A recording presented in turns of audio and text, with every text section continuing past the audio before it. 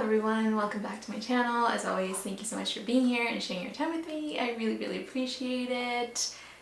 Before I start this video, I want to thank, can you believe it, Annalisa. If you have been on this channel before, you may have stumbled across that name because I've worked with them in the past. Look at me saying working with them.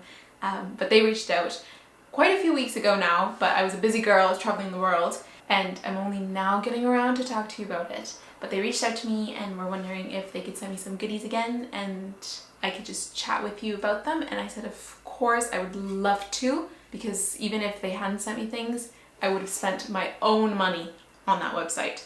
So today I'm talking to you about two specific pieces, even though this little pendant that I'm wearing here is from them as well, and I've owned it for many years now and I love it, still wear it all the time, and I get compliments on it all the time. But alas, let me not derail the conversation. The two pieces that I'm talking about to you today that I received is this ring, and I also got these earrings here. I feel stunning, elegant, sexy with these with these pieces. Let me tell you, from the moment they arrived, I have not taken them off my body because they're like a statement, but they're still subtle, and I just feel like I'm on top of the world. Anyway, it's insane to be working with a company that I really do shop from and would give my money to and have given my money to in the past before they knew who I was. And they also have so many different styles, so I think they can suit a lot of different people's styles and preferences. Another thing I really appreciate about them is that depending on what you're hoping to spend, what your budget is, you can find a lot of things that will cater to each particular budget, which is so nice because oftentimes you don't necessarily have a lot of books to spend, but you can still feel stunning with Annalisa without spending that much money. So if any of this interests you whatsoever, if you want to feel on top of the world like I do currently, please feel free to jack my exact swag or get your own swag, of course. I will leave a cheeky link below if you're keen, okay?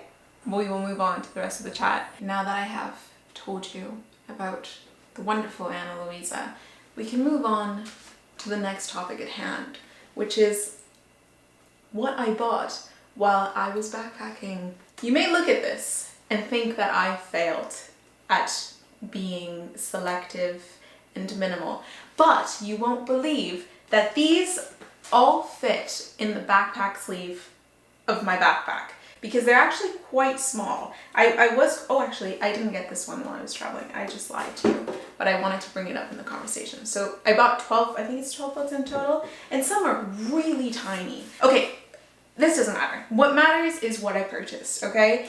And there were certain things that certain boxes I had to tick in order to justify purchasing books while living a very minimal lifestyle because, again, limited room to take things places.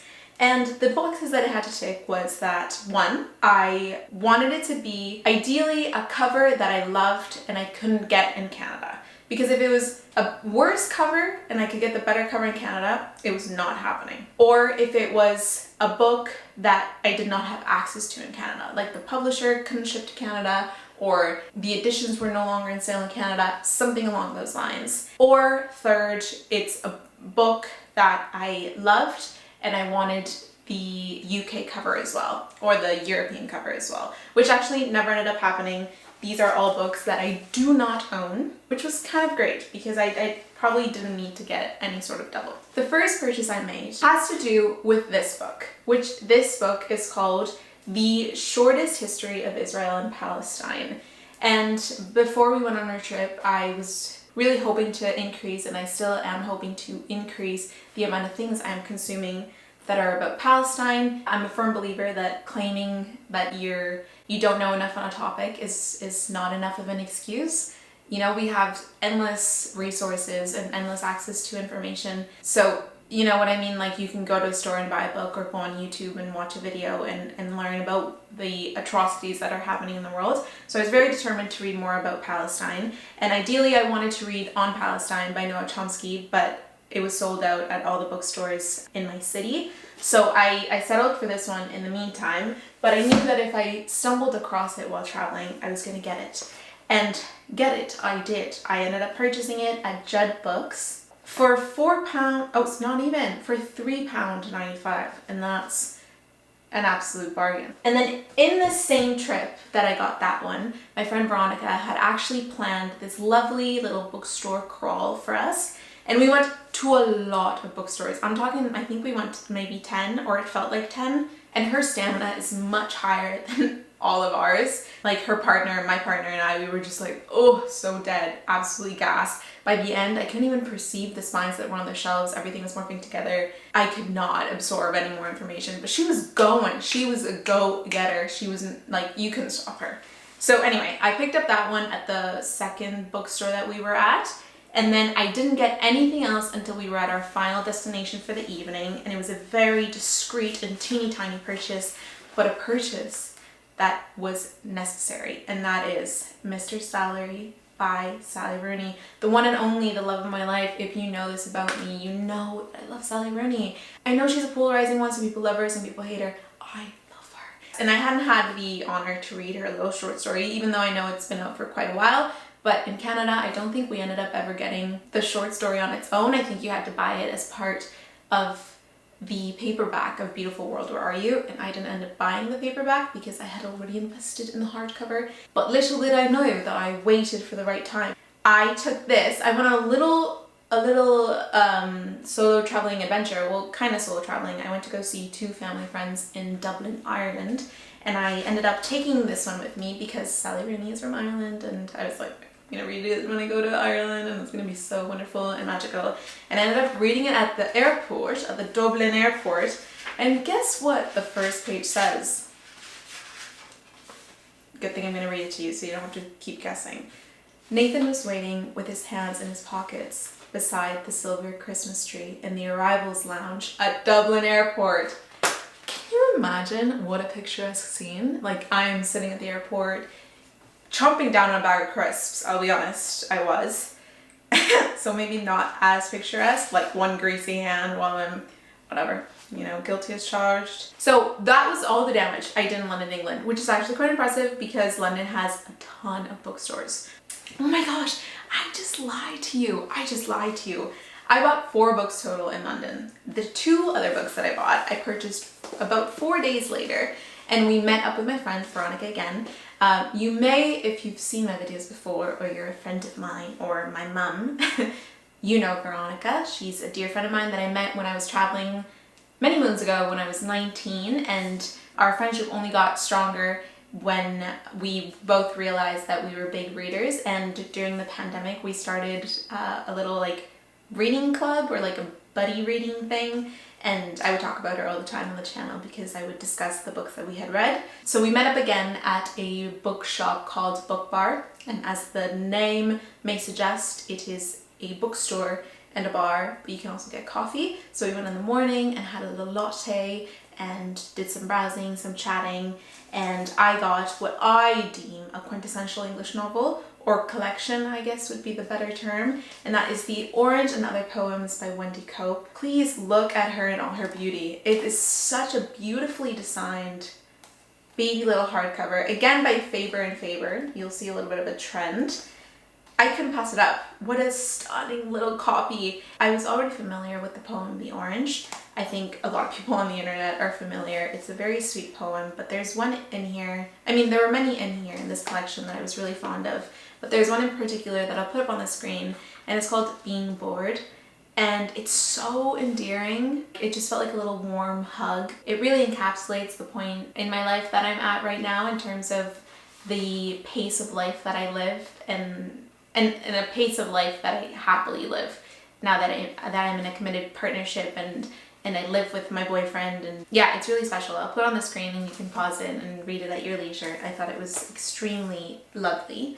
And then the other one that I bought that Veronica also owns, so we decided to do kind of like almost as if we were buying it for one another, and then we wrote a little dedication on the inner page. So she wrote her little thing to me here, and now when I was reading it, it almost felt like it was this thing that we were sharing together, which is a perfect thing to do for this specific book because it's called BFFs, The Radical Potential of Female Friendship by Anaïs Beiruz. This is from the publisher 404 Inklings, which from what they were explaining to us is that it's a UK publisher. So I had never seen this before, but I was seeing it at every bookstore that we were going, and they do like these like really niche topics, but really interesting topics. And every single one I was so called to, but I had to be really specific about what I ended up buying. And I'm so glad I ended up getting this one. There, I will again insert a clip. I annotated this to death. It was so beautiful, and her writing was so poignant but intellectual. Just really sharp writing. I don't know, I just found it really important, and it made me feel like this certain nostalgic grief for my previous female friendships that I've had that were, you know, very formative, but also it made me feel so much love towards the female friendships that I still have right now. Okay, moving forwards, onwards and upwards. We went to Edinburgh in Scotland. I had never been, that was my first time there, and I did in fact find my favorite bookstore of all time. I had Catharsis Maximus.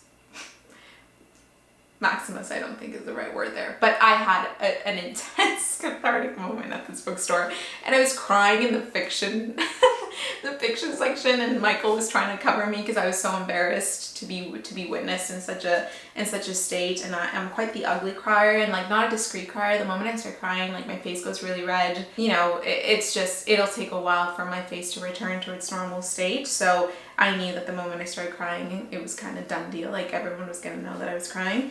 Regardless, I persevered and we made it through. I did do some damage. We went 2 different days, so this is the damage accumulated over 2 different days. They had this one little spinner of favorite stories, like little short stories, and I bought 4 of them. Ta-dee! I bought Let the Old Dead Make Room for the Young Dead by Milan Kundera. Absolutely devoured this. I was lounging in Monterosso. If you've seen the film Luca, it's on Disney Plus, go watch it. It's one of the best ever. This is like the area where that's filmed. So I was just lounging beneath the sun and alternating from reading and dipping in the water. Stay jealous. No, I'm kidding. I'm kidding. These are so tiny that I think it's good to go into it knowing very little. But essentially, a chance encounter leads a man to spend the afternoon with an older woman, now a widow, who escaped him 15 years earlier. Neither of them doubts that the day will end in disgust, but for one intimate moment, each finds a way to overcome mortality. Does that not sound like, the moment I read that I was like, add to cart, we'll be buying. Okay, I'm gonna speed through this because this video is already a bit too long for comfort. Then I read Mrs. Fox by Sarah Hall. This gave me that similar sensation, not at all, it's not related in that same way, but kind of in the vein of Mrs. Caliban and Bear, you know? Walking ahead of him on the heath, his wife turns to look to him over her shoulder. Topaz eyes glinting, scorched face, vixen. In language harvested from nature, Sarah Hall tells a story of metamorphosis, of wildness and fecundity, and of a man reaching for reason who cannot let go of the creature he loves. Then I'll do this one next because I haven't read this one. This one's by Claire Keegan, who I'm sure a lot of you know and love. And this one's The Forester's Daughter. I haven't gone around to this, but this goes as follows. The evening is fine. In the sky, a few early stars are shining of their own accord. She watches the dog licking the bowl clean. This dog will break her daughter's heart. She's sure of it. It's gonna be good. It's gonna be good. I know it. I feel like every book that I purchased and have read, I've loved, so I'm feeling really confident about my selection. Okay, then we have Terrific Mother by Lori Moore. Wow. Bold, brave, stunning, amazing, visionary, feminist. This is Adrian is living in a puritanical age when the best compliment a childless woman can get is, "You'd make a terrific mother." That's when she goes to her friend's Labor Day picnic and accidentally kills her baby. That literally happens on the first page. So buckle in. That sounded like a gun. More like a click click, you know what I mean? Like buckle. And that was all at this beautiful bookstore that I don't even think I said the name of it. It's called Topping and Company. I believe they have multiple locations, but I went to the one in Edinburgh and it was perfect. They serve you complimentary tea or coffee while you browse, and there's little tables scattered all throughout the bookstore, and they have like Belle from Beauty and the Beast staircases, like the swingy staircases. It was perfect. It was fantastic. I loved it so much. I loved it. At some other point, I actually think I also got these at Topping and Company, and it's more from the publisher that I told you about, 404 Inklings. Very quickly, Sons and Others, Tanaka Mishi, and this is on loving male survivors. In the UK, around 1 in 6 men will experience some form of sexual violence. Many of these men who experience sexual abuse are dismissed, only brought up as the butt of the joke. An exception to the rule, or perhaps at worst, are used as a rhetorical tool against female victims. And the other one was on sex robots and the failed promises of capitalism. That is the subtitle. The actual title is Electric Dreams by Heather Perry. And this is, in the future, we'll all be having sex with robots, won't we? Roboticists say they're a distracting science fiction, yet endless books, films, and articles are written on the subject. Campaigns are even mounted against them. So why are sex robots such a hot topic? Then we kept on going on our journey. We kept visiting more bookstores. But then in a lot of countries like Italy and Portugal, there weren't as many English books, which is fine, but I could still, look with my eyes and appreciate them. But then when we returned to London at the end of our trip, we had 2 days in London before we flew back to Canada. And we went to Daunt Books. On our first leg of London, we went to Daunt Books, but we went to the smaller location. So now on the way home, we went to the big iconic location. I will insert clips here because it's so stunning and beautiful. And it's really unique because it's sorted, the top part of the store at least is separated into countries. So you can go to a specific country and read books from that area. I ended up buying 3 books at Daunt Books, and I ended up purchasing In Italy by Cynthia Sarin. Again, I've never heard of this. I'd never seen this before, but when we arrived back in London and we read Daunt Books, we had just been in Italy for about 10 days. And the little subtitle is Venice, Rome, and Beyond. So it just felt perfect. There's certain moments in time where you come across a book and it just feels like it's just being placed in front of you for a reason. And the one thing that actually really caught my eye in the back was the fact that she talks about the pigeons in Venice, and Michael and I were obsessed with the pigeons and the seagulls while we were on our trip because they're just such characters. In fact, let me show you. When we were in Venice, the big thing is that they all have Murano glass, and Michael got, maybe I'll show B-roll, but he got a little seagull and a little pigeon in Murano glass. So when I saw that in the book she talks about pigeons, I knew that I had to get it. So I'm really excited to read this and kind of reflect on the experiences that I've had in Italy. If you know my reading taste at all, I really, really, really enjoy reading about grief. I don't know what it is, I just really enjoy it. And this book had been pulled out of the shelf and just left on the counter. And it's called A Sorrow Beyond Dreams by Peter Handke. I'm not sure how to say it. And it is about him losing his mother and what that experience was like for him. And then the final book that I purchased that I've read as well is by Deborah Levy or Levi. I had never actually know. I had a friend in elementary school whose name was Levy and he went by Levy. I'm not sure. This one's Things I Don't Want to Know. I'll put it on the screen, the Canadian cover sucks so bad. This was one of the books that I was like, I've been wanting to read this trilogy, but I hate the cover in Canada, and I know that the cover in the UK is much better. It just feels way more elegant. And I read it and I loved it. What a fantastic memoir. And this is kind of like a response to George Orwell's, his essay, Why I Write. It's brilliant. It's so, so good.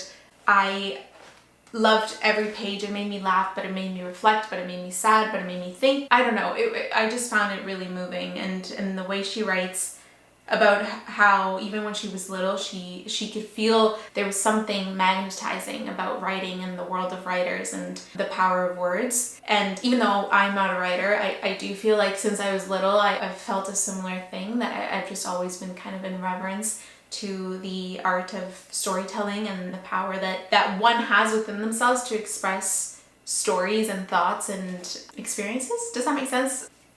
That's it, friends. That's all I have for you today. Thank you so much for bearing with me and hearing me talk about all the books I purchased. And maybe you've read some of these and we can chat about it. Or maybe you haven't read them and they can spark some interest and you'll want to read them, and then we can talk about it once you've read them. Anyway, that's all in terms of books. Once again, I just want to thank Annalisa again for wanting to do this thing again. I really appreciate it, and it just brings me a lot of joy to be able to work with people that I genuinely support and stand by, and I'm very grateful for it. Yeah, so again, the link is in the description.